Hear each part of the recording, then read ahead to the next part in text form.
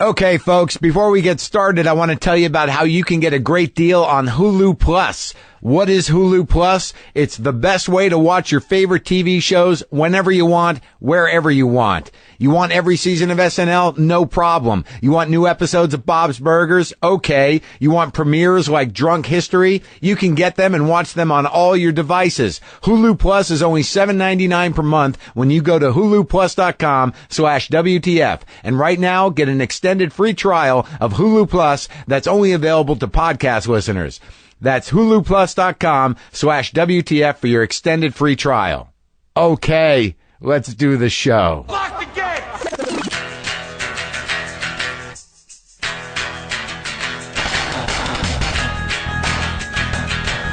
All right, let's do this. How are you, what the fuckers? How's everybody doing? Huh? I tricked you there. I tricked you. You were waiting for the rest of the intro, weren't you? Some of you were like, you were waiting to fast forward through the first 10 minutes on the second what the fuck buddies, what the fucking ears. Let's do this. What the fuckers, what the fuck buddies, what the fucking ears. But I tricked you. For a second you thought I wasn't going to do all three. Huh? Didn't you? It's jarring, right? When you get used to something? When you get used to something that has grown familiar and repetitive and perhaps redundant to you and you're comfortable with it, whether you like it or not, it's jarring when it changes. Isn't it?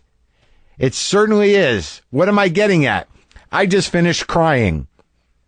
I just finished crying at my dining room table because I am tired of my redundant and predictable and annoying and damaging emotional behavior. What does one do when you realize, oh my God, I'm doing this again. Oh my God, I'm yelling again. Oh my God, I'm in the same cycle of emotional bullshit that I've been in my entire life.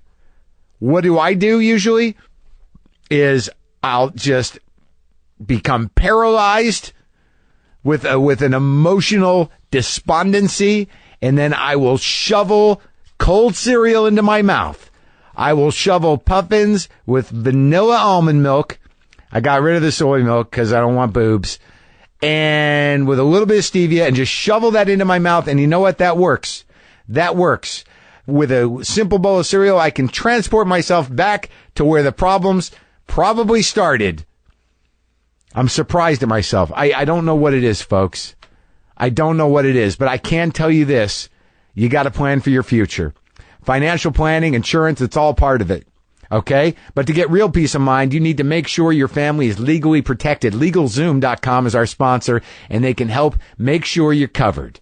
They've been helping Americans get personalized wills, powers of attorney, and living trusts for over 12 years. If you have a small business, LegalZoom can also help out with incorporation and LLC filings, trademarks, and real estate documents. The service was developed by a team of experienced attorneys, and LegalZoom takes care of you from start to finish. Visit LegalZoom.com today and see how easy it is to get legally protected. A little fine print here, LegalZoom is not a law firm, but LegalZoom can provide self-help services at your specific direction or connect you with an attorney. Go to LegalZoom.com and be sure to enter Maron in the referral box at checkout. That's LegalZoom.com, offer code Maron. I will be in Nashville at Zany's, okay? Next week, Thursday, Friday, Saturday, 18, 19, 20, I believe. Come down. Let's go get some Prince's chicken. Let's go say hi to Jack White. All right, I got that. All right, tomorrow I will be at the Sub Pop Silver Jubilee in Seattle. Go search that. I don't know where it is. Big benefit show. All right, so that's what's happening in the next couple weeks. I've plugged myself for the next couple weeks. So what happened? What happened? All I know is that there are a lot of things going good in my life right now. Things are looking up. Maybe we'll get a second season. It's encouraging. We will know soon. I'm okay with that. My stand-up is pretty good, right? The book, people are loving the book. Things are going okay. I'm making a living. That's a nice thing to have happen. So that should be great. All those things are great. But there's some little part of my heart that says, dude, there's not enough chaos. Where's the engine that drives you? Where's the engine that makes you creative? Where is the fight, my friend? Where's the fight? Maybe you can find it on Twitter. Why don't you just engage some idiot on Twitter to get that rush of contempt? Or why don't you just all of a sudden decide that, you understand everything about relationships and make things miserable in your own home? Shake it up. Why? What the fuck is there anybody out there that has some sort of goddamn real answer about, what do you just suck it up? Do you just, shut up? Do you just, what is it? I mean, I try to just, kind of like let it roll off my back, but then some little part of me says, no, man, that is an attack on everything you think you are. Ridiculous. God damn it. It just cycles. And I just end up breaking down and weeping with grief over the child inside me that seems to control me. God damn it. Everything is going good. Why can't all of it be good? Just for a little while. Why can't it? Just shut up. Just shut up, Mark. God damn it. Jonah Hill is on the show today. Sweet guy. And I was digging for anger, and it didn't seem to be there. I love him. I think he's a uniquely funny person. I think he's a gifted, talented actor. And, I think we had a great conversation. I was charmed and engaged by the lovely Jonah Hill. I'm sorry if I was getting heavy at the beginning, but I did just finish crying, and I was just crying because, and I don't mind crying. I prefer to cry in the context of, TV commercials or sappy shows, things outside of me. Someone else telling a story will tear me up. But literally 20 minutes ago, I was crying because I am sick of the way my heart and mind work together. There's something, God damn it, there's something in there that just needs to be switched off or cleaned. I wish there was something I could take out of my head and just like, oh, that was it. That just needed to be blown out. That thing it was a little corroding. It was dusty and corroding. You might want to take some steel wool to that. Take some steel wool to that lobe. Because some of that shit's been on there for 49 years. That lobe is corroded. I have a corroded lobe. Gotta take that thing out and if I can get a wire brush to it. There you go. There you go. See that? Yeah, it's not going to be as shiny as it was when you got it, but, that shit should work better. You should maybe behave like an adult now. God damn it, metaphors. But I'll tell you one thing, crying gives me a headache. I think it's just because, when you do it from your heart, it's your brain is always sort of like, wow, this is unfamiliar. It's making me ache. Blow your lobes out. Not with a bullet. With some wonderful, positive energy, some sort of accepting and nourishing energy. Just let your lobes, soak in that. Make your brain juices proactive. And don't fucking email me and say, like, it's time for some shrooms. Gotta reset. Time for some shrooms. I'll tell you what it's time to do. It's time to sexually act out with myself. I'm going to go to adamandeve.com and pick up some stuff. Yeah, that's the other angle that I always go with is that, look, life is hard. Why not masturbate more? Yeah, maybe I have gone with that angle. Life is hard. Go out there and take out your sadness on someone's vagina or someone's cock. And I'll tell you how that I can help you with that. You can go to adamandeve.com. You can enter WTF at the checkout. You get 50% off almost any item. You get a free bonus gift. You get 3 free DVDs. You get free shipping. Get some stuff to make it better. Don't numb yourself, though. Look, I'm not telling you to go to Adam and Eve to fully because you've desensitized yourself and you need some machinery or some equipment or some, lubes or some clamps or some, latex of some sort because you're no longer capable of experiencing sexual feelings without prosthetics or whirring noises. I'm telling you, go there as a healthy adult and figure out how you can amplify getting your rocks off so it feels like fucking heroin. That doesn't sound healthy. Look, I'm just telling you to go to adamandeve.com, put in WTF at the checkout, get the 50%, get whatever you want. Bulk condoms. That's good for people that need condoms for their profession or their job. Like, say you're a prostitute. I'm sure I have some prostitutes listening.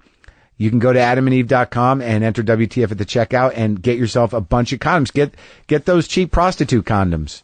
Get the ones that are specifically designed for dirty blowjobs. Just the thick ones. Just the red package, maybe. The Trojan red package, if they have those. They're the same material as, like, thick latex gloves. You could do some work on machinery with your cock with those basic Trojans. AdamandEve.com, enter WTF at the checkout. I love you. Did I tell you that? I love you. I'm not going to start crying again. Let's talk to Jonah Hill. So, Jonah, you're going to tell me a great story about me? Is that what's going to happen? No, I'm going to give you... No, I wish. I just met you. Yeah. I'm going to give you a compliment. I'm the biggest Howard Stern fan there is, basically. Yeah. Oh, I can't make that claim, but sure. I worship Stern, and yeah. I think he's and because the reason why I think the most is because I think he is the best interviewer. Yeah.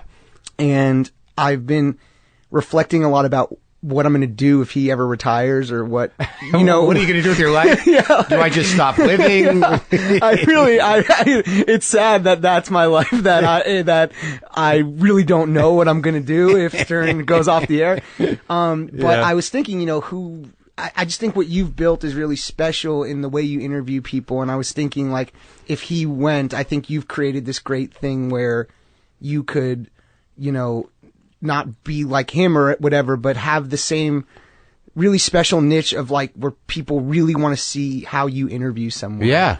And so I wanted to give you that compliment. That's very nice. Thank you. Yeah. I just did his show for the first time in my life. Oh, I heard it. I listen every day. That was crazy. Great. You've done it a lot? I've done it twice. And what was the first time like for you meeting your hero? I mean, were you fucking nuts, or? I just listened. Yeah, I was. And I was so excited to meet, like, Sal and Richard and, like, Ronnie the limo driver. Like, I really was freaking out to meet those people, because I listen to that show when I wake up in the morning. If I'm shooting a movie, I listen in the car all day in between takes and stuff.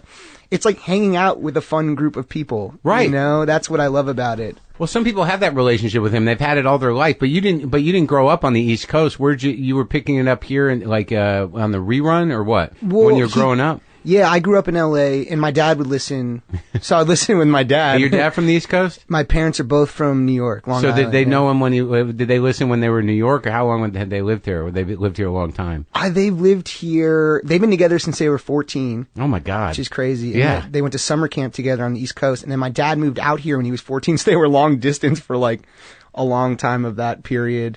He claims they broke up for, like, a year, and he got to date other people, but I don't know. I'm probably divulging too much. So your dad He's like, don't worry, I, like, dated other people. And my mom's like, yeah, me too. Like, they have this... When they were 15. Well, just like this instinctual... I actually talked about it with my friend, like, when people have been together their whole lives, they have this kind of maybe insecurity about it, in that... Because it makes them seem fearful in some way, like they never explored, or I don't know. Right. I don't know. Well, no, it's hard for me to know, having, I've destroyed whatever mystique any sex has anymore. Yeah, I was watching your show. yeah, right.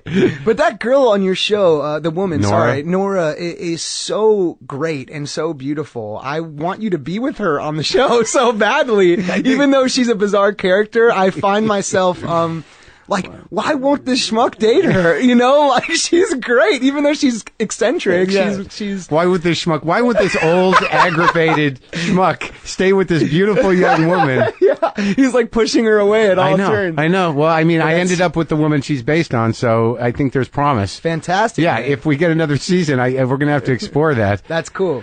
Well, I mean, there's something to be said for, but I know what you're saying with that weird kind of, like, they don't want to be judged as people that didn't live life and because they committed and they love each other. It's like defending your life. It's like this fear. thing, you know? Right. Well, also there's there's two paths. There's the path of commitment and loyalty and love, and then there's the, like Harry Dean Stanton. Right.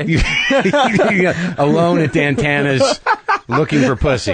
Have you ever seen that documentary, I just Dig? saw it. Oh, Have you no. seen Dig? No. Oh, it's my favorite doc. It's so good. It's about the Brian Jonestown massacre and the Dandy Warhols. No.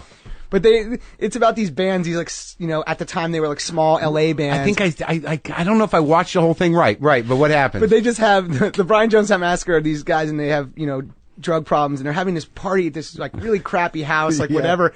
And it's like 4 a.m. and there's just this like really VHS footage of Harry Dean just there at 4 a.m. like playing guitar with these guys, and I was like, man, I don't know that guy, but he probably has great stories. Yeah, well, there's a doc that I just watched. It's like this hour and 10-minute thing that just came out. I'm sending it to my buddy. Mm-hmm. I don't know where they're going to release it, but it's a doc on Harry Dean, but it's not really a doc. It's not like a life, it's like a portrait of the guy. Uh-huh. Like just sort of random things, a conversation with him and David Lynch. He sings some songs, but it's more of like a arty kind of like. Cool. Yeah, it was beautiful. I would be very interested in So that. wait, so now tell me on the mic about this iconoclast offer that you denied to do.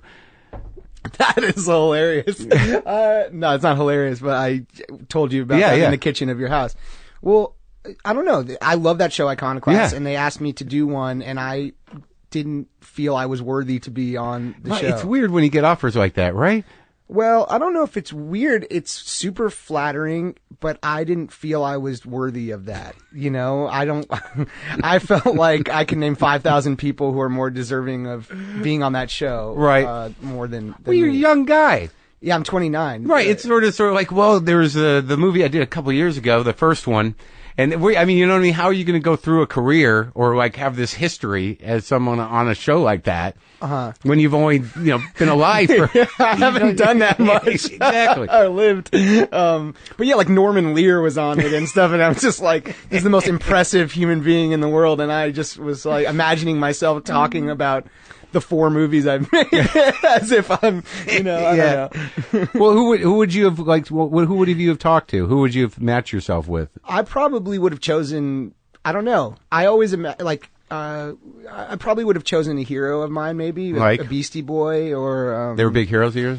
Yeah, they're great, right? Well, I was. Yeah, I mean, Jews have a notoriously hard time being cool in pop culture, and I think the Beastie Boys really, like Dylan, the Beastie Boys, they helped us out. Dustin Hoffman, they really, Sandler when he was, doing his comedy albums, like, that really did make me feel cool to be Jewish, or that it was like, you could be a cool Jew out there. Right. Like, that was. Yeah, we needed new, Dylan was an older Jew that made it cool, and Sandler and the Beastie Boys were sort of contemporaries. But that's true. When you find out, isn't that an amazing moment as a Jew when you find out someone's Jewish and you're like, oh, that's great. Yeah. I mean, there's this rapper now called Drake, and he's half black, half Jewish from Toronto.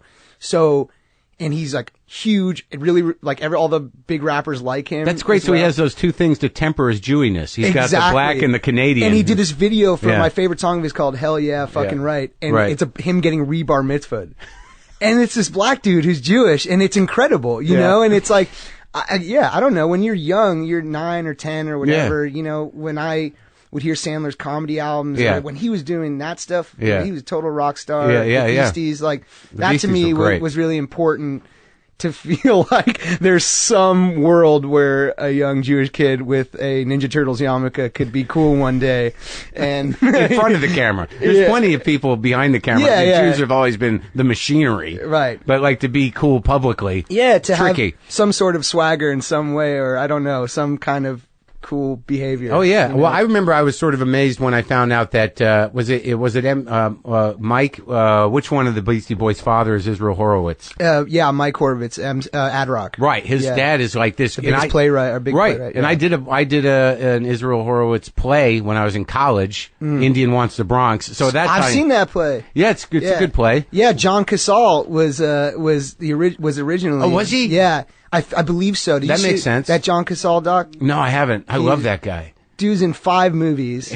Everyone Best Picture nominated. Yeah. Deer Hunter, Godfather 1, Godfather 2, Dog Day Afternoon, and The Conversation. Right. It's like did 5 movies, was engaged to Meryl Streep, and then passed died away from cancer. Very sad. Horrendous. Smoking.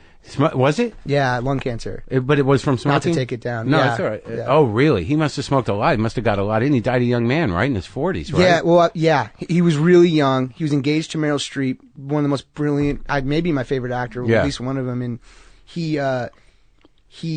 just was so brilliant. I mean, he's Fredo for you guys. No, he's great. He's Fredo. Yeah, That's great. He was very sensitive, and in Dog Day Afternoon, he had a vulnerability to him. I don't know where he come from in terms of training. Do you? Was he a method guy? Well, him and Pacino came up together, and they did Strasberg's. I believe so. And they did all those Israel Horovitz plays. Right. And Israel Horovitz is in the documentary a lot. And Rachel Horovitz actually produced Moneyball.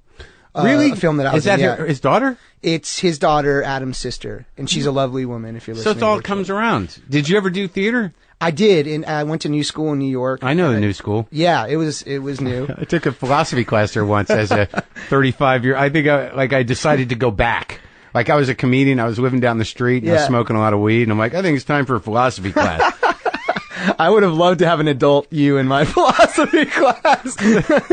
I couldn't. I thought like I was old enough to wrap my head around it. I still couldn't. You know, I really thought it would all make sense. Well, that's the thing about the New School. It's, young people who didn't go to regular college and these people that are going back who are, they're like senior citizens. And there. Parsons. Yeah. And the Actors Studio at that time was there. Well, for me, it was really because I couldn't get into NYU. Exactly, right. And it was down the street, and right. I wanted to live in New York, so I was like, fuck it, this sounds awesome. Yeah. And that's where I started, like, writing plays and acting and stuff, and, You wrote plays? Yeah, I wrote, like, one acts, but they were attempted to be funny and weird and just bizarre, probably. The people that I've had on that I've talked to about their playwriting, and there's a few of you. Uh-huh. I always like to go, like, what were the plays? Do you remember if you could pitch them? Do you remember? They were so dumb. They were just really dumb. But were they dumb, like arty dumb, like you were trying to? I was trying to be like, right. Probably like Michelle Gondry or something. Right. I don't know. Yeah. I was probably highfalutin and thought I was a million times better than I was. And I would actually put them up at a bar called Black and White in East Village, and they, I don't know if whatever. They knew I wasn't 21, maybe. Right, I that's don't right. want to get You'll them be in all trouble. right. You're not going to get in They're trouble. my friends, but Are they still open? Yeah, and they're awesome. These guys are really cool. They own a bunch of bars in New York now. They're doing really well. But you weren't drinking, right? No. Yeah, of course. Just performing. Just sober performing exactly. as an 18-year-old. So what were they, though? Do you remember what I mean, they were so dumb. I mean, they were just really like, it would be like one high concept each one that was poorly executed. So it'd be like a kid that grew up. On purpose? Poorly executed? No. It's just in upon reflection. Yeah. Like, a kid who grew up in Neverland Ranch or Hitler's college roommate, like really high concept, trying to be offensive in some way, maybe. I don't know. But you took Hitler's college roommate, because that seems like a sketch. Like a kid who grew up on Neverland Ranch, that sounds like it could be loaded up for some, real drama and sort of, kind of intense. But Hitler's roommate, was that a real, what was the idea of that? The idea was that Hitler was like a terrible roommate. Obviously. Like he was sloppy and like didn't clean up after himself. I mean, I don't know. This is like, I think at that age, especially like 18 or whatever, for me at least, it was about like trying to be offensive maybe in some way, or I don't know. Or relevant, or just make an different impact. Yeah, I don't know. I don't know what it was. I did the same thing in college. You read a couple of plays and you're like, well, this art shit seems easy. I can do this. You know what I mean? Like, how much work does this really take to be Sam Shepard? I could do that. Right. Yeah, I did. I remember one time I had an opportunity to do this. They did these short scene one acts as a showcase thing, and I wrote. Well, everyone just wrote comedy, and I was like, and I just wrote this 10-minute, completely poetic, ridiculous Sam Shepard ripoff thing that no one understood, no one laughed, and when everyone was sort of baffled with sort of like, okay. I was like, yeah, see? Too deep, huh? Yeah. Over your heads, motherfuckers. I think, like, if you ever say the term over your head, it just means that you weren't good. Yes, exactly. Yeah, right. Exactly. Audience fucking. Right, it's that thing where people like going like this. Yeah. No, it's just, it didn't make sense and it was stupid, and maybe you should try to be a little more general. And so I don't know a lot of people that grew up here, and you grew up kind of in show business. So your dad moved here when he was 14, not alone, apparently. No, yeah. He just packed up his, what's that, like, bundle with the bindle? Yeah. Stick his and hobo a bandana. stick. Yeah. No, his dad passed away, and he moved out here with his mom and younger brother from the East Coast, and he went to Uni High out here. Yeah. Which is, public school out here, and then, Yeah, I grew up out here. That fly's going to piss me Yeah, that off. fly. Do you hear that? I do. I hear it, and I'm going to try to to figure out what we're going to do. He's right around you. Does this happen often? No, but I'm trying to decide whether we're going to deal with it or what we're going to do. Hold on. I think he's still. I see him. I can't spot him. I see him. Is it on my face? No, it's right here. Is he on the ground? Is he hurting? He passed away. Yeah. I think he's no longer with us. No, I've never had a fly situation before. I'm not. You shouldn't take it personally. I brought my pet fly. Oh, what? You bastard! You killed Andrew. So, all right. So he comes out here. Yeah. And he goes to where? Uni High. What is that? It's a high school on Barrington, maybe. Yeah. By Santa Monica. Right. Yeah. And then you go. And what business does he get into? He's an accountant for show business people. So okay. So he's in the business. Yeah. But just in. It's funny, like, because people over the years have been like, "Well, your dad was in show business or whatever." I know, but like, I understand. how often do you kick it with your accountant? It Yeah. wasn't like people were like, yeah, he pulled some strings for you, didn't he? Yeah, it wasn't like I like rocks. It was for mostly music people. And Yeah. It wasn't like a bunch of rock people wanted to hang out with their accountant or whatever. It wasn't like he's a very humble, really hardworking, by the numbers guy. I love him very dearly. Yeah, we're really close, and my mom is this really wonderful, eccentric woman who, my dad being an accountant, was more so like, why is my son not normal or walks an unorthodox path, right? I think that's you think he framed it like that way originally? No. He's probably like, what the fuck is wrong with this kid? Why can't he do math? And my mom was more like, groovy. She just was like really accepting of eccentricity and was like, I don't think you're meant for like college, or I don't think you're meant for whatever path the other kids are on, And so I'm really grateful to both of them. What did she do? She was a costume designer back in the day, but she's had many, many jobs. She's like entrepreneurial and raised 3 kids, but also every kid after they were a little grown up was able to start her own kind of thing. She's very impressive in that way. What did your other siblings start? What did they do? Yeah. My younger sister Beanie's like my best friend. She's 20 and she goes to Wesleyan. She's super cool. Oh, that's good school. Does like musical theater. Yeah. Really amazing girl. And my older brother Jordan manages bands. Yeah? Yeah. So so you all kind of did your own thing. Yeah. And everyone's cool. Like, we're a very close family, and to me, that's what I look at as like the foundation of everything I am. That's great. And they're still together? It's amazing. My folks, yeah. Yeah, it's amazing. Yeah. And that is sort of a weird rap that people do when they don't know what show business is. They're like, oh, his parents were in the business. It's like, it's a huge business. It could be a gaffer. I mean, what does that mean? Well, my dad always says about LA is like, everyone's in show business. Yeah. Even if you're a dentist, you're like the dentist to Marc Maron or whatever. He's always like, that guy's killing. That guy. Yeah. My dentist is a rock star. He's always here for rock star parties, right? In my house is like just a nice, quiet, cool people, And you went to that weird school, right? Crossroads, yeah. What would you call it? Is that what you were referring to? Yeah. I liked it, but... No, I don't know anything about it other than, I read some, I read a kind of weird book. I don't remember... It was a crazy Vanity Fair article about the school like a few years ago. It was like a Montessori school for older kids, right? Like like we went to Ojai and like talked about our feelings and stuff. Right. Yeah. There was finger painting and pottery. Yeah, like we called our teachers by their first names and stuff like that. What was the angle on that school, and how'd you end up there? I ended up there because I went to a really rigid school and kind of got asked to leave or kicked out, however you want to phrase it. I knew we were kindred spirits. What was your particular crime? Just being a smartass? I think, I was just very, very uninterested in school and structure. I don't know what that means, but I really didn't like that school because the kids, like at an artsier school like Crossroads, it attracted more artsy, interesting kids to me, in my opinion. Yeah. Like those kids from that school were great. Yeah. But they weren't the elk that I am, maybe, or the same kind of vibe, whatever it is, And so when I went to this other school in 10th grade, I made all my best friends that I still have to this day. At Crossroads? Yeah.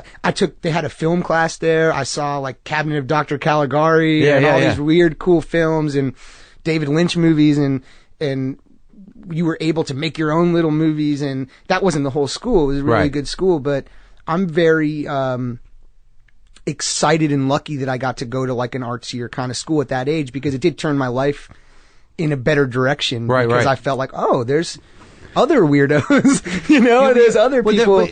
They're there in regular high schools, but you got to find them. Right. And this other school just attracted more people who were down the more straight and narrow path. Well, how did you how did you fuck up? I mean, were you did you disrupt classes? Did you not go to, did you make teachers cry? I was a really wild, that middle school area. I was very wild. Like in how? What was your thing? Joking around, you weren't messing with teachers, trying to make my friends laugh. It was really you weren't a vandal or a criminal. You were just a I like to be bad. Right. It was fun. There was a real excitement in being naughty. Is a really weird word to use. You're a funny guy, right? So you're a naturally funny person. I like to hope so. No, you have a gift for it. I know that. Well, thanks, man. And, me too. Well, I appreciate that. But the thing about that is that you realize, whether you're conscious of it or not, is that you can easily usurp any sort of authoritarian situation with just a line. You can take over a class like that. And you're like the go-to guy. Like, you got a teacher and all you got to do is go, nah, man. And like, if that's the secret, I'm really happy you just gave it to me. The ultimate joke. Right, yeah. But then all the kids are like, and then the teacher's like, but Jonah. Well, I don't know if you ever found this, but when I was growing up, that was I'm really fascinated. You ever watch these TED Talks? Yeah. On the Netflix. Yeah. On the old Netflix. Yeah, sure. But I watched this one about how people really want to. They use checklists to put people in boxes, whatever it is. You want to just immediately give someone a title. Yeah, that guy's this and this and this. And, you just go, okay, well, she's tall and pretty and smart, and he's really funny. Right. And so I think if you met me growing up or now, you'd probably maybe say he's funny. So when I was just a kid, I just liked to make my friends laugh. I liked to make my parents laugh. I saw the joy that it brought them and brought me. But did you like pissing teachers off? I hated all my teachers until I got to this new school. And what I learned about humor at a young age was it was something that can cause and alleviate trouble. Right. So you can cause something really crazy to happen with a joke, right, but you can also fix it or remedy it in some way with a joke. So sure. You hurt somebody and then you go, come on. Right. Or I get in trouble and then I'm go to the principal and tell him what I said. And if this, sometimes they would think it was actually funny. Right. And so they would be nicer to me about the punishment or whatever. Right. The charm element. Maybe. I don't know. I saw that it was this kind of thing that I liked about life. That for some reason was part of my brain. It comes naturally. It comes naturally, right? Yeah, I don't know. You don't have to try to be funny necessarily after a certain point.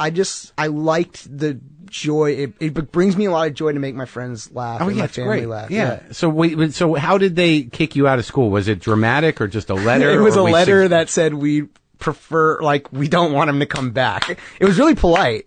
I got a letter from a private school, the same thing. Mark possesses the wrong kind of leadership qualities. We suggest a military school or a boarding school. Oh, gosh. That's what they said. My poor parents. I honestly, when I think of those years, I'm just like, guys, I apologize all the time. I'm like, really? Guys.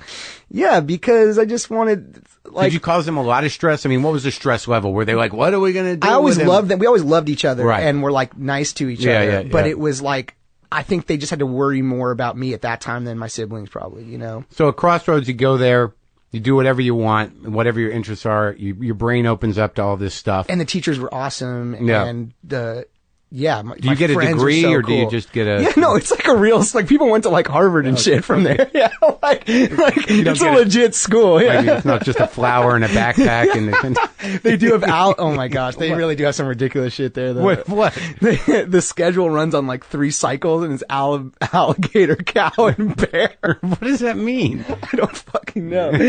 And we went to Ojai and we went on an Ojai retreat in a sweat lodge. It was totally like a movie, you know? It really was totally idiosyncratic. Was this groovy kids going to a sweat lodge to, did you have a guide? I mean, what was the idea there? You guys were 14 years old? Yeah, my best friend, Schmidt and I were together on this trip. Yeah. It was incredible. He actually, my character in 21 Jump Street is called Schmidt, based after my buddy. And we went on this trip, and it's just a lot of funny stuff happened, you know? Like, we're guys who liked funny stuff. Yeah. And it was like really sentimental, like Ojai, like Sweat Lodge talking about feelings. Yeah. So for people who like to joke around and stuff, it was real fucking hard not to make a joke out of the whole, because people were thing. talking about their feelings in the lodge. People were saying crazy shit, and I respected that because I'm very open with my feelings, even at that age. But it was more the seriousness of like feeding a tree, you know, like it was stuff like that where you, as a funny person or someone who likes to mock things, maybe it's hard not to mock. It's hard not to, and you want to be respectful, but you also to your friend are like, are you fucking seeing this, man? Like they're giving food to a tree, you know, like that's crazy as a 17-year-old. Oh hell yeah, man! Like new agey bullshit is easy to make fun of. It's so easy, and it's also easy to see how it like it's one of those things as you get older, I think, or maybe mature in some way. You see how like yoga, I would have never done yoga or something, right? But my best friend Kyle, this girl from high school, is a yoga teacher, and I did some yoga with her, and I really liked it. I thought it was really cool. But when they talk about like the stuff in certain language they use, is still funny to me, even though I know it helps people and makes them better people. I understand exactly what you're talking about, because I think I have the same thing. It's that, you know, you sound like you're a very sensitive guy. You're very empathetic, but there is something ridiculous about things. And I've been in situations like that where you're like, this is it's not angry. It's not like, this is fucking stupid, I'm not going to do this. But we have to acknowledge it's silly that this is ridiculous. Right. But then you get older and you're like, life's crazy and people just want to be happy. Right. Yeah. So whatever the fuck makes you happy. Right. And go with that. But you can still make fun of it. Like, I do jokes like that, and it hurts people's feelings, but there is, like, people who take themselves very seriously in stuff that is ridiculous, or it seems ridiculous, or that you don't take seriously. It's just hard not to, you want to mock them right to their face so they kind of lighten the fuck up. It's like, it's not that serious. For me, it's not mocking them, it's more like, we should share in that this is a little silly, you know? Like, we should look at each other. Like, you know when something weird's happening, like on a plane or an airport, I always look for someone else who gets it. Like Dave Chappelle had that bit about the other black guy on a plane, one of my favorite bits ever, because they know they're not going to get taken hostage. It's like one of they like wink at each other, like we're okay. Yeah. I like when something weird happens, you know, you always look, like that was how I knew who my friends were always. Right. Where when something strange or bizarre or funny would go down, the person you can share eye contact with and go like, this is fucking crazy, right? You know? Yeah. And so I love that when you're with a stranger, or you're in a weird place like an airport, this weird like stop on life, and you get to share that moment with someone, like two people screaming at each other, and you see a person and you're like, that's fucking crazy, right? Like, you're like, we're all noticing this, you know? Well, there was a woman on a plane recently that was doing yoga. Like, she got up and started doing yoga in the aisle. And I understand you're stretching, you've been sitting down a lot, but it's fucking ridiculous. Right, you're in public. You're in public. You're on a plane. You know, and it's a very fine line between looking around and acknowledging. Do you say something, or what's your deal? Like, how do you handle that kind of scenario? Well, I really tried to not say something first, because my mouth has gotten me into trouble more so than not, because your natural because there's a fine line between being funny and being a fucking bully. Right. Right? You know, there's a fine line between looking for people who see what you're seeing and going like, whoa, that's a fucking dummy, you know, and just being nice about it. So I try not to be, I'll just tweet bad shit. But in the situation, I figure what are the odds? I find your Twitter, on your TV show, your Twitter. Oh, the troll thing? Well, I have a lot of friends, or I have some friends who are performers in some way or another, and I find it really interesting when they look at themselves on Twitter, or they look what people are saying or something. I really don't do that. I think it's like really bad for you. It is bad for you. It's horrible. But I find it interesting that you do do it because you know it makes you feel bummed out or something. I really have a hard time with that every time, because I'll fight, you know, I'll have really weird insult fights with friends, you know, like me and Michael Ian Black or Dave Anthony or whatever. Right. But then I'll engage with a troll, and I'm just starting. I like that episode where you went and found that kid. Yeah. You talk shit about you. This is some poor nerd kid who's angry. But I have a problem with that. The difference between feeling, you know, that warmth of making someone laugh, but also feeling the warmth of like anger. it's tricky for me. Like, you know, they're both feelings and they're tangible. And one is not good. The other is good, but I still have a sort of compulsion towards that. Rage is very relieving. Is it for you? Sometimes. I mean, I don't feel good right after, but when you're going, shut the fuck up, you know what I mean? You're like, you know, after you do that, you're sort of like, okay, I'm sorry. You know, all right, you're crying. I feel that that's out of me, but clearly I've done some damage here. I'm glad you find that enjoyment. No, it's not enjoyment. It's something I have to stop. You don't get angry? You're aware. Yeah. You're aware, and that's the good part. That's right. No, I'm getting a lot better. Yeah. I find that if you want to keep women in your life, you might want to turn that down a little bit. You don't find yourself angry? In general? Yeah. I mean, of course I get angry sometimes, but... what are the things that, like... I would be angry if someone was, like, mean to someone close to me. Yeah. Or, you know, if I really cared about something creatively and not anger. I actually wouldn't even call it anger. I would just call it, like, protectiveness. Right. Probably in general. Yeah, and frustration. Yeah. Yeah. Yeah, but I would really, like, if I love someone and someone's mean to them or something, that would really bum me out, and... Yeah, that would bum me out. So it's usually a friend or family-based sort of thing? It's not even anger as much as I would just get, like, bummed that they were sad, you know? I don't know. But you've never had cause to go, like, you know, shut the fuck up, you asshole. I don't know if shut the fuck up has ever come out of my mouth towards someone. It's like, I've just been watching The Sopranos, and I literally just finished. I know it's weird. It actually is weird. You watched them all? I envy you. I'd love to watch them all again. I watched it when it was on, and it's weird to. I didn't mean to bring this up, but since I did, I really am, like, heartbroken that James Gandolfini passed away. It really is. I got to meet him a couple times, and this isn't what this is about. But just he was the nicest guy. Yeah. So I'm really heartbroken about that. Yeah. And I happened to have been on season 5, rewatching it just as because I love it so much. Right. When he passed away. Yeah. And I've been watching it, and one of the things I noticed a lot about it is how people talk to each other in the show. Yeah. In regards to what you were just talking about, where you say, like, shut the fuck up, just like your wife or something. And then the next day you're somehow speaking again. Like, I didn't grow up in a household like that. And so to me, it's very fascinating to watch. You didn't grow up in a mafia household? No. My dad's Gumar was, no, I'm just kidding.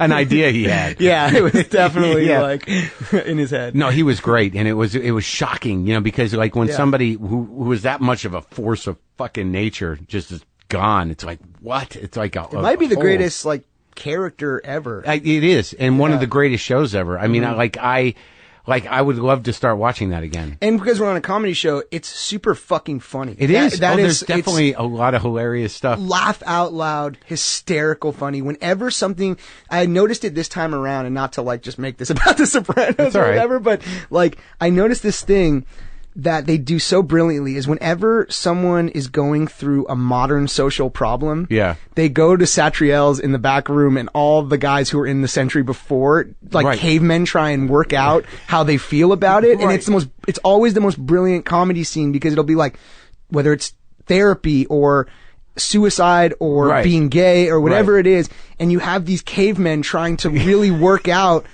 like what they feel about it, and if they're able to shift perspective in some way into the next century. Like Pat Cooper on the therapy thing, where he's like, you know, what are you telling her? What are you telling? Yeah. Well, the one where I mean, my favorite scene in The Sopranos, and one of my favorite things in anything, is when Meadows' boyfriend Finn had seen Vito giving a blowjob to the security guard, and Tony brings him in to tell all the guys what he saw. Yeah.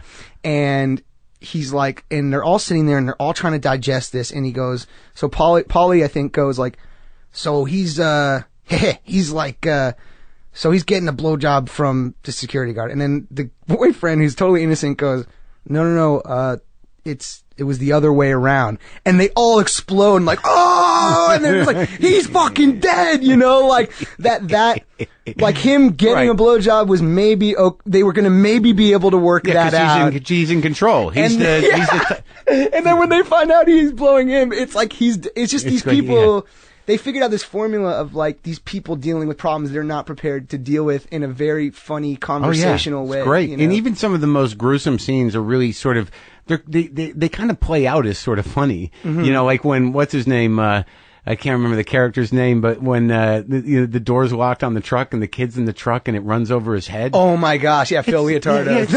It's hilarious. Yeah, it's on some level. And then the kids are watching, these young African American kids are watching, and they're like, oh no, shit, yeah. Yeah, they do, definitely. I mean, it's graphic and crazy as it is, and that's why, like, what Goodfellas is so funny too. You know, there is such humor within these people trying to figure out. And also that type, modern stuff. Yeah, right. Yeah. The sort of resistance and the way they talk. It's funny. It's very engaged. Mm-hmm. So when was now how did you end up in, I know this is a story you've told, but the first movie you did was a 40-Year-Old Virgin? No, the first movie I was ever in was called I Heart Huckabees. I saw that movie. Directed by David O. Russell. I like that movie. I love David O. Russell. I love to interview he's one of that my guy. favorites. Yeah, he's a genius. I don't know him super well personally, but how old were you though? What'd you play? Why can't I remember? I was 18 or 19. I was in like 2 scenes. Okay. I was the African guy's younger brother, and we would like collect autographs. And there was one dinner table scene that was more prominently featured in. It's a bizarre movie. Like that guy, he's got Very real balls. He's got balls as a director. It's like a farce. It's like an Ionesco play. It's a completely absurd, weird thing. To me, like, you know, David, as far as like the obvious geniuses like, you know, Scorsese and Spielberg and all these, you know, people who are the old guard, who are the most, you know, already regarded in that way. I think David O. Russell and Paul Thomas Anderson are like absolutely the guys of this generation that have just made movies that are pushing. They just are ballsy at like every turn. Yeah, and completely different. Know. They're not just hacking on themselves. I mean, David and their O. movies Russell, are different. You know, like Flirting with Disaster is one of the best comedies like ever, and then you have like The Fighter. There's so many fucking Three Kings. Three Kings is a fucking amazing. masterpiece. It's amazing, and that's and there was some like they're just so funny as well as like heart wrenching. Oh yeah, The Fighter's great. It's great. But that's where that thing that went around where he's yelling at Lily Tomlin. That's where that happened. Do you have any recollection of him being a crazy man? I mean, I wasn't around for that. Yeah. But I mean, he is an eccentric guy. At least at that time, I don't know him any longer. I mean, I maybe said hello, but don't know him. You guys don't all know each other. Once you reach a certain level, you're not just sort of like, I think I'll call David O. Russell. No, if I see him, I would say, David, thanks for I literally every time I see him, just go, hey, Dave, I loved whatever your last movie was, and thanks for giving me my first job. So, how'd you get the job? How'd you get the audition for him? I am close with the Hoffman family, Dustin Hoffman, his kids, and Jake and Becky went to school in New York while I was there, and they, you know, thought I was really funny, and I got, you know, close with their family. They're really lovely, amazing people. And when Dustin was doing this movie, Howard Huckabees, he asked me to come and audition, or asked David if I can come and audition, and I am so grateful for that. Yeah, he seems. I love Dustin Hoffman. He's amazing. Yeah, he's my favorite actor, maybe. Right. Yeah, probably. So as a person that you sit at a dinner table with, he's also amazing. He's incredibly funny. He's so funny. He's in good shape. So nice. Super good shape. What does he do? How does he stay in such good shape? I don't know. Is it just genetics? You gotta have him on the show, man. Yeah, their whole family is like lovely, amazing, inspiring people. So that was the first break, and then Judd found you somehow. And then Judd, after that, I did a movie for Adam Sandler's company called Grandma's Boy, which was a comedy that Adam made, and him and Alan Covert, who's a great guy. I'm sure you know Alan. I don't. You don't know Alan Covert? I don't think so. Me and Adam are like in different worlds. I said something that offended him a million years ago, and I don't know if we're. I don't know if I'm cool. Yeah, I don't know. Well, I mean, Adam to me growing up, like those comedy records to me were, you know, like The Goat, things like that were fucking like mind blowing to me. Like the Jewish thing I told you about. You know? Definitely.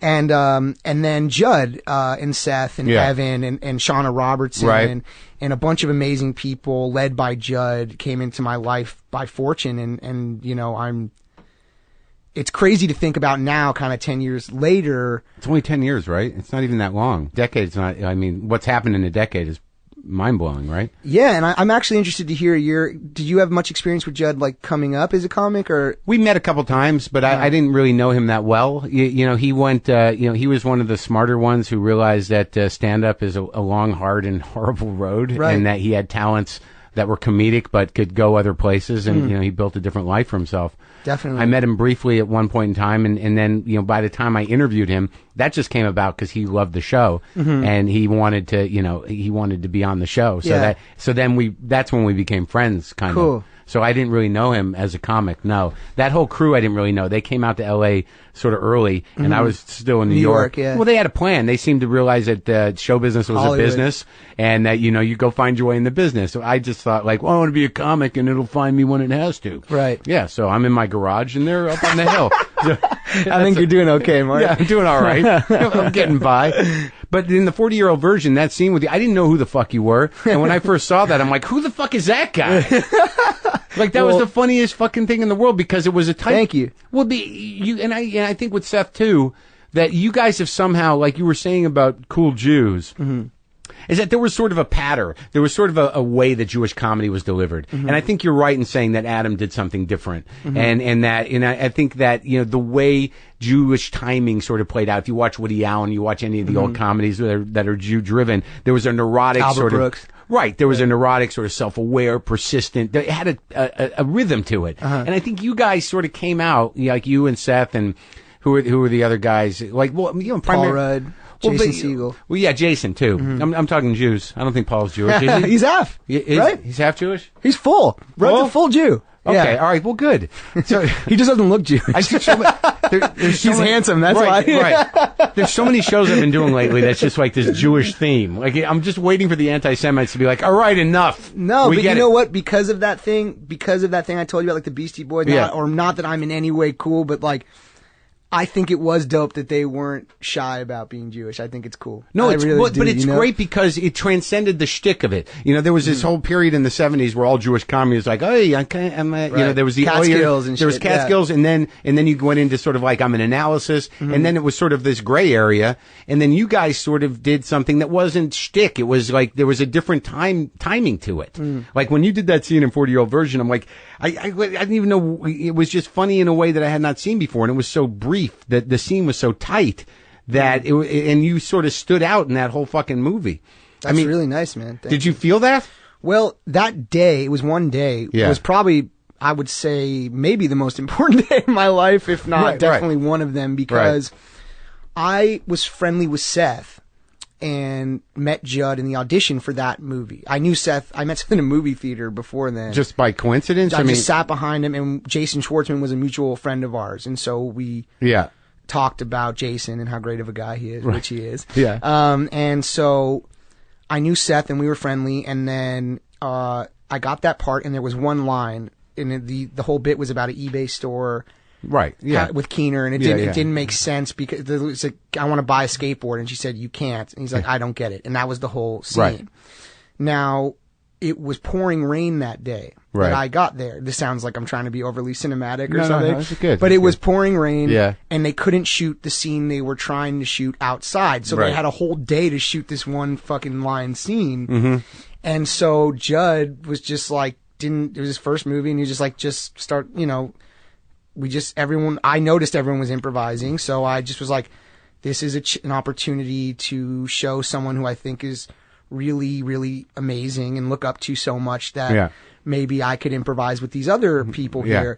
And I got to improvise that scene for a whole day with we found those random goldfish boots, and it turned into me talking shit to Keener, with Catherine Keener, who's, by the way, the greatest person in the world.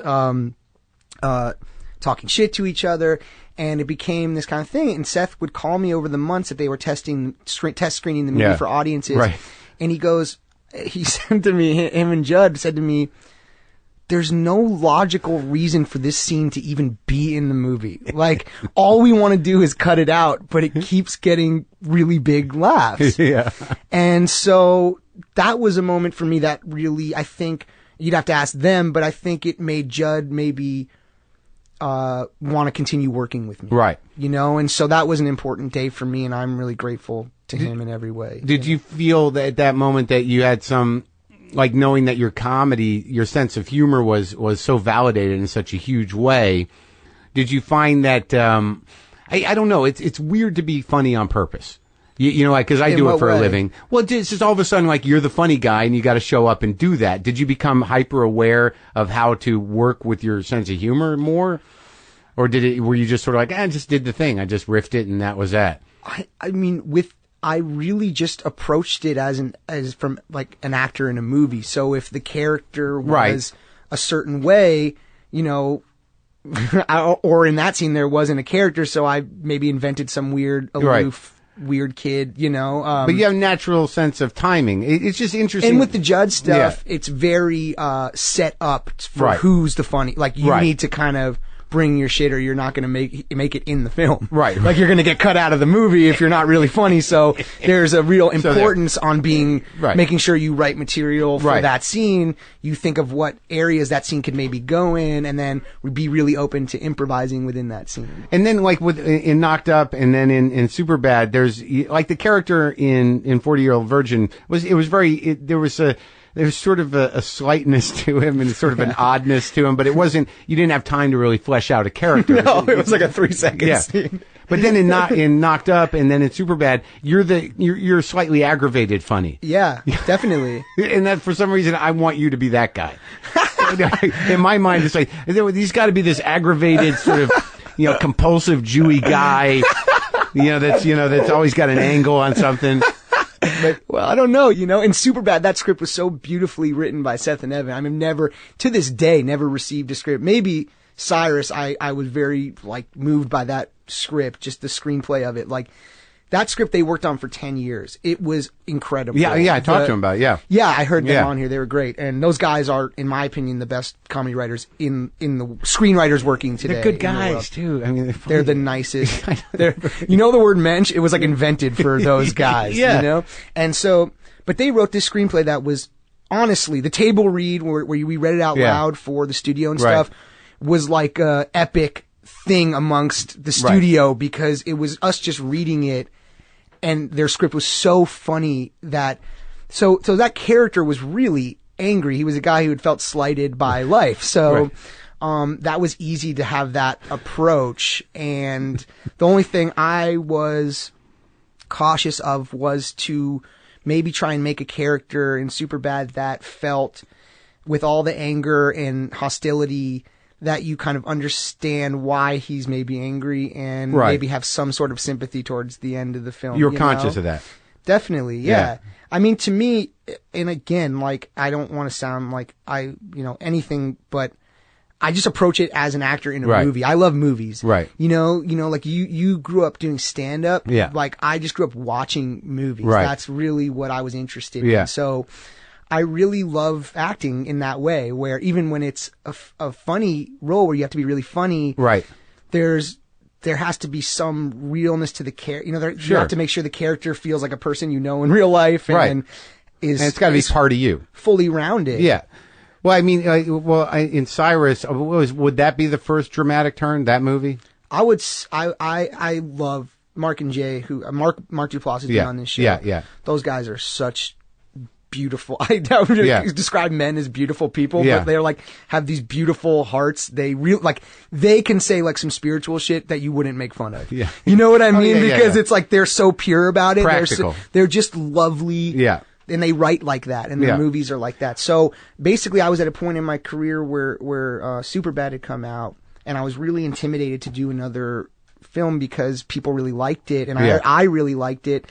And I had gotten handed this amazing script for Superbad, and the other scripts maybe weren't I didn't feel were going to be as awesome as Superbad was. So I took a writing job for Sacha Baron Cohen and worked for him and had a lovely experience on Bruno, the movie Bruno. With Seth, right? Well, Seth and Evan wrote on the Ali G show, which is the greatest thing and ever. Did they bring you into Bruno? Were they They, I think, recommended me to Sasha, and then because I wanted to take a writing job. Why? But that's a weird sort of decision. I mean, you were getting a lot of good reviews. You had done some great comedic turns in the career, and you wanted to just write. I would say intimidated to. I would say scared or intimidated to be the lead in another film. Were you afraid were you afraid of typecasting? I don't know if it was typecasting. Typecasting wouldn't bother me as long if it was an amazing movie. Right. Well, no, but there is some, I've talked to enough guys to know, I talked to Michael Keaton, who, some people think, took his career into the ground by wanting to mix things up. Was there a point where you were I don't want to be the clown? It wasn't like a clown kind of thing, because Cyrus was, I think, really funny too. Oh, no, definitely. It just was, I wanted to play different kinds of characters. Right. I wanted to challenge yourself. Make sure that I was doing stuff different or important to me in some way. And so I was writing for Sasha, and I was getting I was lucky enough to get offered a lot of big movies, and I was scared to do them. Like what? It's not important, just because I don't want to be mean to the actors who ended up doing it. But it wasn't. It didn't feel right, and I would say it was my own intimidation of insecurity, or I would say no, intimidation of the movie not being as much as proud of the movie as I was of Superbad. Okay, you know, like that was like your perfect movie experience. It just was like at that time. Like, okay, so you have to go by like the time in your life, right? Yeah. So at that time, as like a 21 or 22-year-old, to get that script, it was like God came down and it was everything I ever could have wanted in a movie, with Judd making sure it was great, and Greg Mottola, this amazing director, and Seth and Evan, who are just so, we just spoke the same language. Right. And Shauna Robertson, who's my best friend, who produced a lot of those movies. It just was, it was like a dream. Like you couldn't ask for all the stars aligned. Michael Cera, who I have to, him on your show was really what inspired me to do this. Because I talked to him last night on text, and he's just the funniest person I've ever met in my life. Sweet guy too, genuine guy, the loveliest person, and so it was like scary. You'd read these scripts that maybe were halfway there, or three-quarter, or maybe could be good.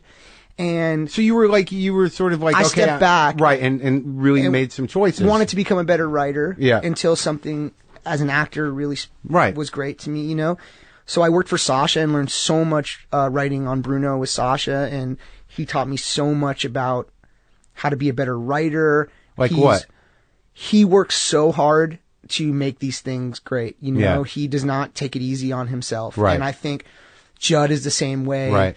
You know, you learn from lucky enough to have mentors like that. Right. I'm so lucky. I think actually mentorship is the greatest thing you can do in the world for somebody. I was so lucky to have that. But even my dad or my brother, in their respective fields, they don't take it easy on themselves. Right. Working hard is a value. It is. And these guys reflected that, you know, like and my dad. Was that something that when you were younger that you, like, because I know as a class clown and sort of a natural creative person or a disruptor, that a lot of what I got when I was younger was like, he's very bright, but he's just not motivated. I'm really fascinated by when something clicks in for a kid, right? Right. So I would always, you know, my mom would always be like, you're special, but everyone thought she was like crazy or whatever, right. you know, because there was no real evidence of that. You weren't motivated through academics or athleticism or anything. So I'm always fascinated by that point in time when something clicks in for that person. So once I found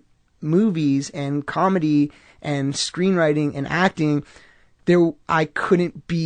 I wouldn't want to do anything but work on that and make that better. Yeah, it's great. Once that clicked in for me, I had my thing. It's weird because, like, when you talk about that, you know, it's not, and it happened at the time it's supposed to happen. I mean, you know, some people are great students, but I mean, that wasn't us. So, but there is, but you know, when you really found what you wanted to do, you know, there was a certain amount of, you know, cosmic synchronicity.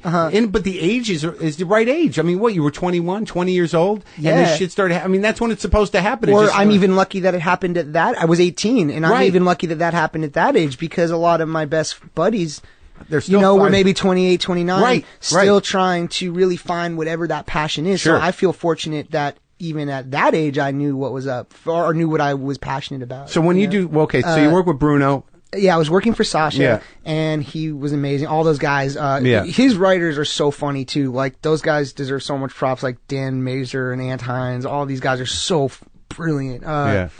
Mark and Jay, it was a choice between a really big movie, and Mark and Jay had this movie Cyrus, but I should start with, I met them at a film festival 10 years ago, the Duplass brothers, and saw their short film Intervention. And I was blown away by it, and I was 18, and I was like, I want to be an actor. You guys have no value in me at all, but if anything ever happens to either you said that of to us, him? Yeah, I was 18, and wait, I was how were you at this film festival? I was in Jake Hoffman, my buddy, Dustin's son, made this short film that I was in, and that film was in the film festival as well. That's hilarious. And I saw this short film, and I was like, this is the most amazing thing I've ever seen. These guys are brilliant. And I was 18, it was in Las Vegas, it was Cine Vegas, I don't even know if it's still around anymore. And I went to Mark and Jay, and I was like this 18-year-old kid, and I was like, imagine an 18-year-old kid walking up to you right now going like, if you'd ever like me to act in anything, I'd love to be a part of it. These guys were like, who the fuck is this guy? And why would we ever want to? I was in a short film in the other short film. Yeah. And then when Michael Cera and I were making Superbad, we saw that we would watch trailers all the time in our trailer. Yeah. And we saw the Puffy Chair trailer, Mark and Jay's movie. And I was like, these are the fucking guys that made Intervention. I told you about these guys. And we were all amped. And when Superbad came out and was successful, I reached out to them and was like, hey, I met you guys a while ago. I'm maybe in a position now where people will pay for movies that I want to be in. Yeah. And you're the first people I thought of that I wanted to work with. And we went and got tacos in Silver Lake. And they gave me the script for Cyrus, which besides Superbad was like... Yeah. All the scripts that have been the movies I'm most proud of, it's because the scripts, I immediately knew they were the right movie for me to be in. You know? Right. And I read it and it was so funny, but so moving. Like it was really, it sounds like so corny, but it really moved me a lot. You know? So that was like another one of those characters, not unlike you said, in terms of when you looked at it in Superbad, that, towards the end, there was a turn in this guy's personality that enabled you to feel empathy for him, because that's a difficult character in Cyrus. Well, Cyrus, I think, is probably the most complex dude I'll ever play, maybe. Yeah. And those guys only seeing Superbad and Knocked Up, whatever, feeling trusting enough for me to play that guy was the nicest. It was it was like Judd seeing me, or right. I'm just really grateful that they trusted their movie. Yeah, to me in that way. It's a great movie, and it is funny in a very unique way, because it's a tricky character, because you're like, he's creepy, he's so got problems, and him and his mom have this really weird relationship. Oh God, dude, when for the first time you like hug and stuff, or I don't remember what the moment was. When I read this scene, the shower, that's when I was like, this movie's fucking batshit, man. Like he walks in, the mom's in the shower, and John C. Reilly's there, and he walks in and brushes his teeth while his mom's in the shower, and I was like, this movie is going to be crazy. I want to be in this movie. And it fared well. I mean, it did great for you, right?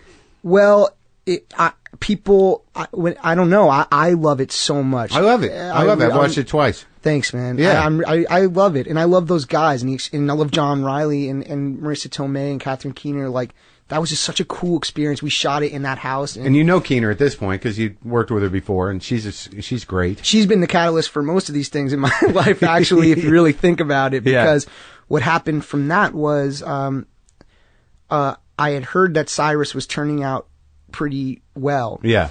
And I think some people were maybe starting to hear that it was going to be a cool little movie or something. And I got on a long list of actors to maybe play this part in Moneyball. Yeah. And Bennett Miller, who is the smartest person I've ever met. He is literally the smartest guy I've ever met. He was living with Keener casting the movie. Yeah. And Keener was in Cyrus saying, like, Jonah did a different kind of thing. It's not like Superbad or whatever. Uh-huh. And he was like starting to take note of that because he was living in her guest house. Yeah. And so Marc and Jay, I asked them if I could show it was like set up as a mock friends and family screening. Right. It was like a Truman Show I kind of pulled so Bennett could come see. Before the release of Cyrus. Way before they were even done. And so he saw that, and then him and me and Michael Cera and stuff went to Cantor's after, because I showed Mike the movie too. And I got the part for Moneyball, which obviously, which for me was a really another great thing I'm fortunate to have been a part of, Well, it seemed like things lined up, and also in between that, you did get him to the Greek. Yeah, get him to the Greek. Nick Stoller and Rodney Rothman, like those guys. So Judd, the most amazing thing about Judd is that he just finds all these cool, funny people, not me included. I'm the bad apple of the, but like, Nick Stoller and Rodney Rothman, all these writers that we got to be around, and they made, Nick Stoller made Forgetting Sarah Marshall. Yeah, that's funny. And Get Him to the Greek. And you had another great scene in that too. Thanks, man. And is that what sort of built the relationship between you and Russell? And yeah, that was an interesting thing, because I got to be in Hawaii for a month, and I only shot like 1 or 2 days or something. And so I would just hang with Paul Rudd. I would babysit Paul Rudd's kid, Jack. I would literally just take him around and look at sprinklers and stuff. And he was obsessed with sprinklers. It was really fun. And I'd give him cupcakes for breakfast. And sorry, Julie. And, I wasn't working a lot. So I was just in Hawaii, and I would go watch and hang with all the guys and stuff. And I had these scenes with Russell Brand. I didn't know who Russell Brand was. Yeah. And I remember he kept being like, I'm really famous in England. Yeah. And I was like, this dude's full of shit. No way, man. That's like I'm big in Japan. It's like the worst line ever, you know? And he's like, no, for real. I'm like real fucking famous in England. And so I was like, okay, cool. And so we acted together, and I just played this like weird sycophantic dude who was obsessed with the rock star guy. Right.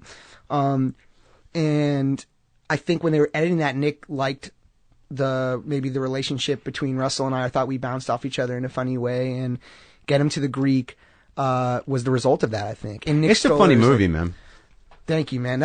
Honestly, Nick Stoller is like the funniest motherfucker ever. Yeah, because that's all him. And Rodney Rothman. And it's very different though, because to do it's hard with those huge big budget comedies. Like, how far off, how big is the comedy going to get? And how is it going to deter from the story? And you sort of you suspend your disbelief a little bit because that's the way movies are. But the difference between something like Cyrus and something like Get Him to the Greek, you have to I watched Heat last night, and I forget that Heat's the best. Yeah, except for the love scenes. Well, no, I'm thinking of the Heat, the new one. I was talking about the De Niro. Yeah, right. Michael Mann. No, that's a good movie.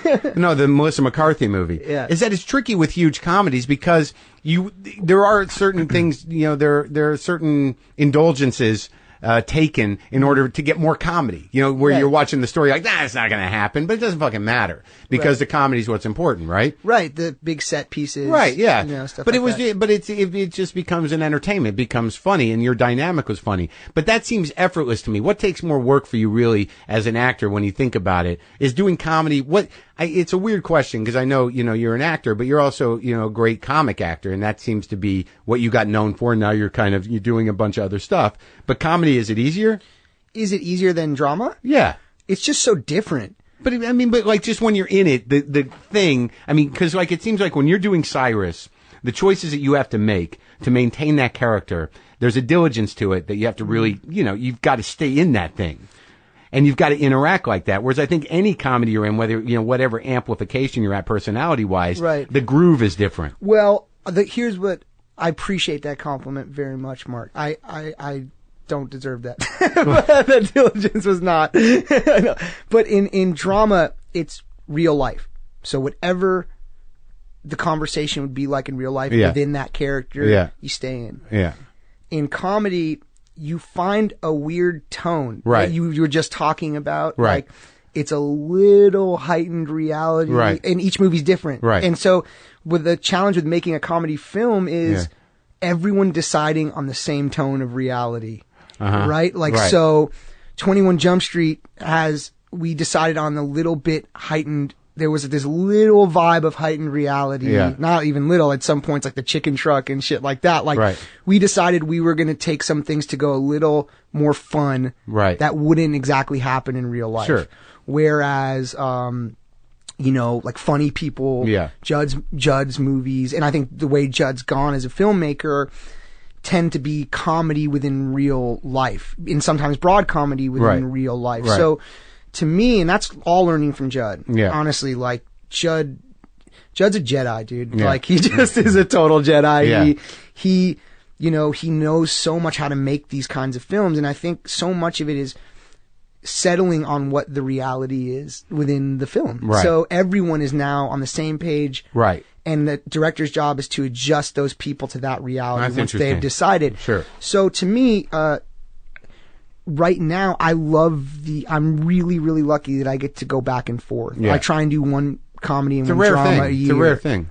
So you're conscious of that, one comedy, one drama. Well, not I won't do this movie for whatever reason. Right. I would do any movie if I thought it was going to be awesome. Right. I just want to make movies I would go see at the end of the day. But so I don't get stale at either one, maybe, or I don't know. Like I just made 2 dramas in a row, and then I'm gonna go make 22 Jump Street in September, and I couldn't be more excited to go be fucking funny. Like that's just like to just go and be funny with Channing and Phil and Chris, the directors, and like just fucking laugh. Yeah. So that's awesome, you know? Like, and I'm so lucky. So I don't think one's harder. One, you have to be more conscious of a joke every minute. That's another thing. Sure. You know you're delivering comedy. And the other one, you know, you don't have to have that awareness. Like a scene could be cool in a drama. Yeah.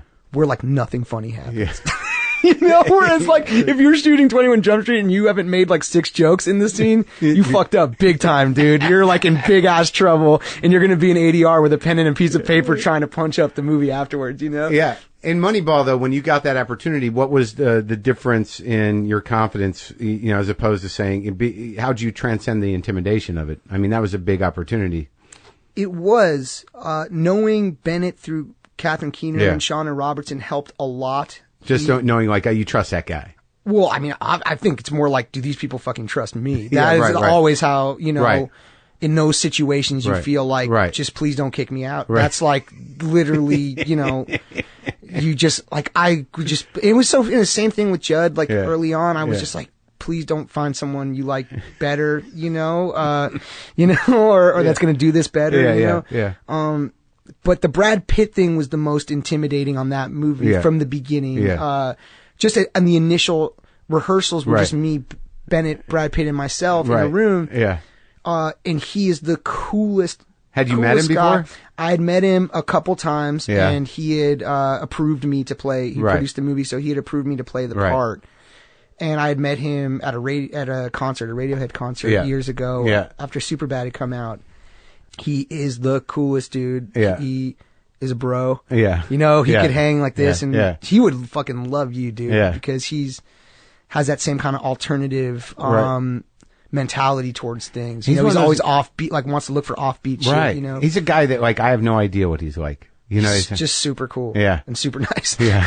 You know? So I was intimidated to go into those first rehearsals. And then like, so that wasn't intimidating enough. And then like a week into it, Philip Seymour Hoffman gets there and it's just us 4 in a room. And I'm like, what the fuck? The fuck, dude? Like, this is really intimidating, you know? And so, but Brad Pitt is very disarming of that. He's so famous that you can not help but be intimidated. Yeah.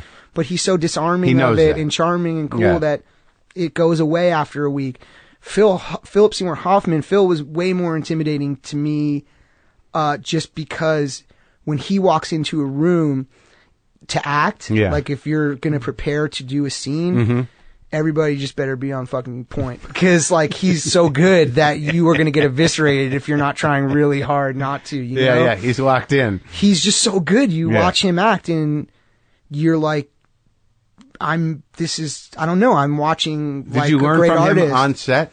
I mean, were there things that you notice about these guys when you say that he's so good? Did you on set did it raise the stakes of your game, or did you think about that? I try and learn as much as possible whenever I'm around. Did you ever have any formal training acting? I did at New School. Right, that's it though, huh? Yeah, not a tremendous amount. And then I just got to make a bunch of movies. I was so lucky that I hopefully just tried to get better with each movie, and you know, but I try and learn as much as possible. Did they ever tell you anything? Did you ever ask anybody anything? Did you ever, like, when you were working with someone like Philip Seymour Hoffman in that role, where he also hates me in the movie, which was scary. That was really the most scary. Right, but you know, like, did you glean anything from him? Did he give you any advice, or was he just? He didn't. I didn't ask his. It didn't like he comes in to set. He's there. You know, that's it. He's there to work. He's there to work, and I. Of course, probably learned so much by just watching him and acting in a scene with him.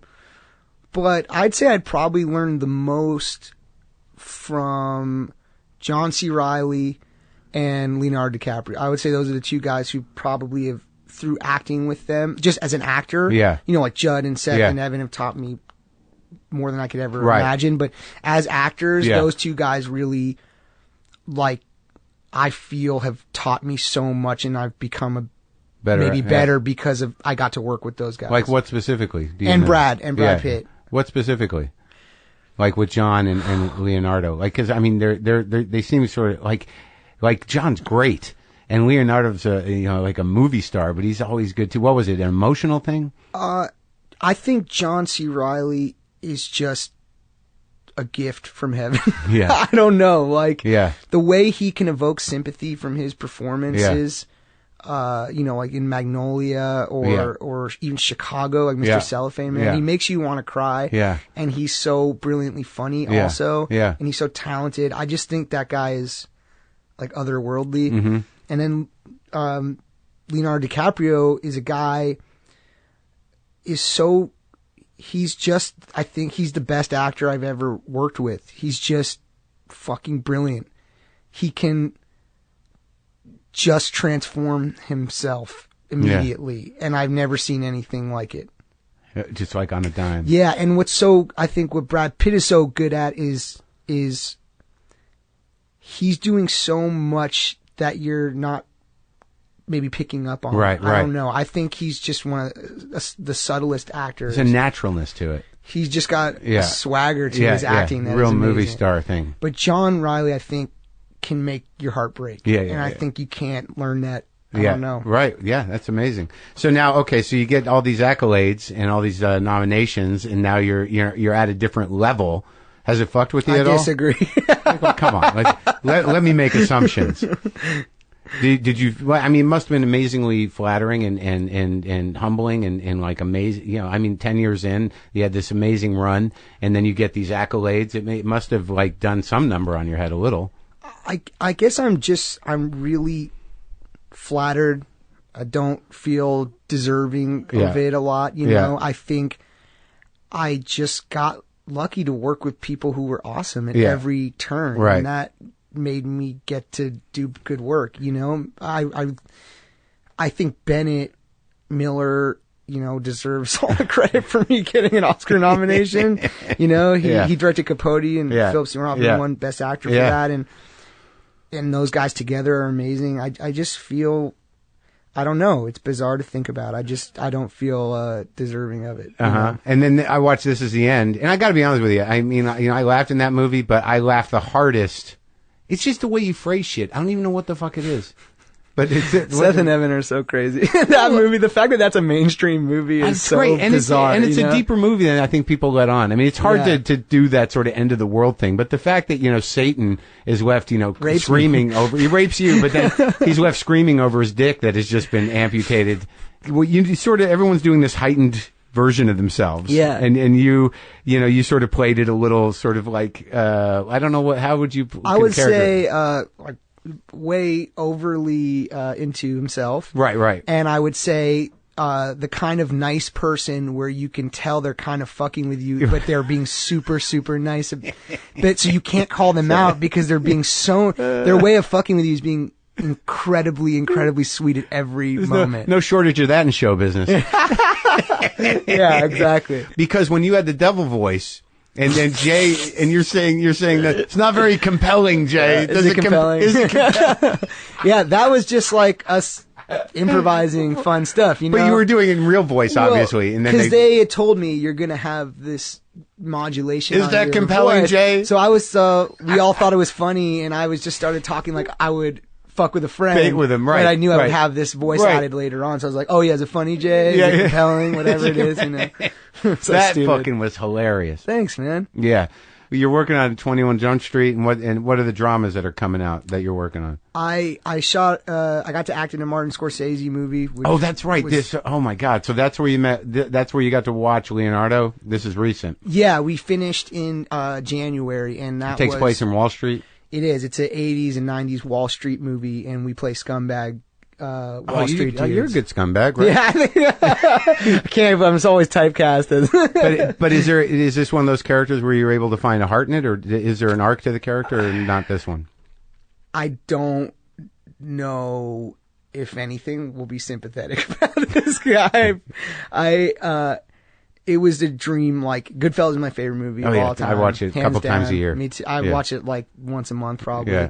And so to even meet Martin Scorsese is like the craziest thing ever. Yeah. And I got to be in this movie, and Leonardo DiCaprio and I played partners and best friends. So I Okay. get to be in the movie a lot. And it just was a complete, like, you know how I said, like, getting Superbad at that point in my life Yeah. was this gift, Yeah. crazy thing. To get this, I don't feel, I don't know, my luck's about to go run out really soon. Well, after a certain point, luck can only take you so far. You're obviously delivering the goods. Unless you, I don't know what you would have to do to fuck it up. I'm not sure. I don't but know. I wouldn't make that plan. Yeah, no, I hope not. Knock on wood. Well, I'm excited to see that. I think Favreau's in it too, right? Yeah, Jon Favreau's in it. Yeah. And he plays our lawyer. Uh-huh. And, Matthew McConaughey's in it. And Jesus. Have you John seen Desjardins. have you seen a cut? Rob Reiner's in it, and I got to hang with him. He plays Leo's dad. Uh-huh. And I got to spend a ton of time with him. And for me, that was like Yeah. a dream, because like when we were talking about in your airport and something weird happens, Yeah. you can look at each other. Yeah. I got to like kick it with Rob Reiner and like eat lunch with him and be like, what was Princess Bride like? Like, what was Spinal Tap like? What was Stand By Me like? And he's just a filmmaker. I know you interviewed his dad, who's brilliant also, but he's a guy as a filmmaker that really, I think, is cool representation of what maybe I'd like to be like as an actor. In that he's made all these movies and they're all so different. Right. Like Stand By Me and Princess Bride and Spinal Tap and A Few Good Men and Misery and like he has such an when Harry Met Sally, right, like a quintessential hilarious romantic movie. He's just got such an eclectic filmography that it's crazy. Well, and he started in comedy and was super funny, Yeah, it's great. I think it's a rare thing to continue to challenge yourself. It's easy to sort of get it seems that, especially in comedy, that to get this sort of short-sighted payout for repeating yourself in movies, it happens a lot. You can see it a lot. And to have the balls to, well, obviously the opportunity, but to continue to challenge yourself and do new things it's a great thing as a creative person, as an artist. I think I'd be really sad with myself. I think, I don't know if that was a compliment towards me. No. No, it was, definitely. I just think I don't know. I really think it's so important to try and just do as many different things as possible before you're gone. Yeah, and you're doing it, man, and I appreciate you talking to me. Yeah, you're a great guy, Mark. Thanks for having me. Yeah, absolutely.